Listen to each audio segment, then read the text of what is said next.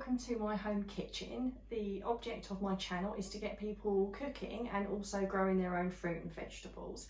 If you've not already subscribed to my channel, it'd be really great if you could, and also like and comment throughout the video so I can hear what you like and whether you need help with anything.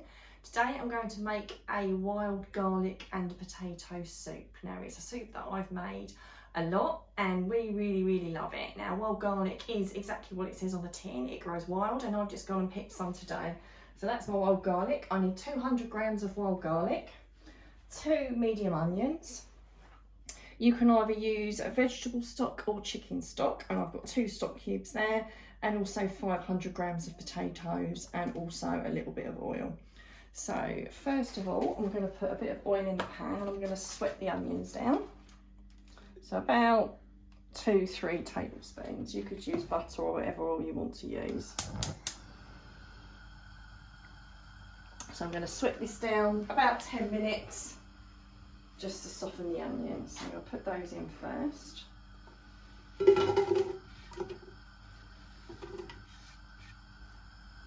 And I generally use a wooden spoon to stir it around so it doesn't scratch the bottom.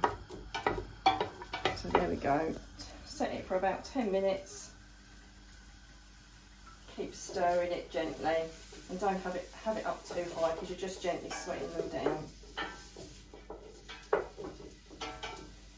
So the onions have softened down. So the next thing to add are the potatoes and the stock. Now I'm really lazy with stock. I don't mix the stock up in the jug. I measure out the water, but actually chuck the stock cubes straight in. And the reason I do that is because it's another thing to wash up and I'm a little bit lazy. So I don't know whether that's a top tip or not, but I do measure the water out, which I need 1.2 litres. So I'm putting in 1 litre. This still doesn't have to be really exact. But that's about it there. There we go. So get the stock cubes, obviously put them in and give them a good stir so they do dissolve. The potatoes are going to be simmering for about 20 minutes, so these stock cubes will well and truly dissolve. I'm putting chicken ones in there because I think the chicken flavour works really well, but if you're vegetarian or vegan you could just put vegetable stock cubes in, so whatever you prefer.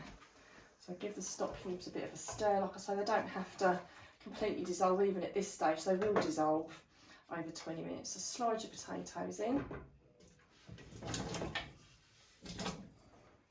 give them a good stir, turn the heat up, put the lid on, bring it to the boil. Once it's come to the boil, then turn it down and simmer it for about 20 minutes. So the soup has been cooking for 20 minutes, the potatoes are lovely and soft. Now I'm going to add the wild garlic. You need about 200 grams. Now I know I've got about 300 there, so I'm just going to put about 2/3 in. And all I need to do is just to let it wilt down, and then once it's wilted down, I can then blitz it. But I'm going to wait for it to cool down before I do blitz it.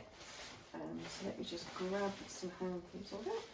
And what I'm going to do is I'm just going to take any bits out that are a bit tatty, but just twist it. Because I'm going to blitz it anyway. So you could chop it if you wanted to, but I'm just going to twist it in and just let it wilt down, stalks and all, because at the end of the day, you're going to blitz it with your blender or your stick blender or whatever you're going to use. So pop it in, and it doesn't have to be an exact thing. I think I've probably got about 2/3 in there now. So break that in, get my wooden spoon, give it a stir, and just gently wilt it down.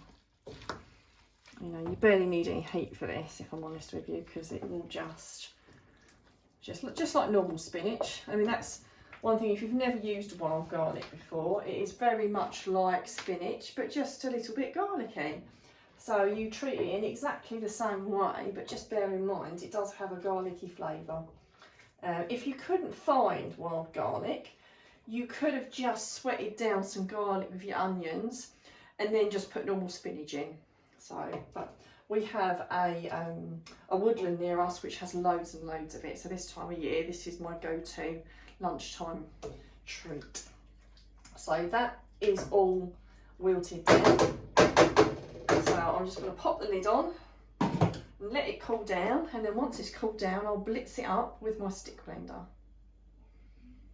So I've let the soup cool down. I've blitzed some of it already. I let it cool down completely because I like it really smooth, so I blitz it up in my NutriBullet. You could just use a stick blender, and if it's a metal stick blender, then it doesn't have to be so cold, but if I put really hot liquids in this I could damage it. So I'll just put it on the NutriBullet, blitz it up, and there we go, my soup's ready. All I've got to do now is warm it up and enjoy it.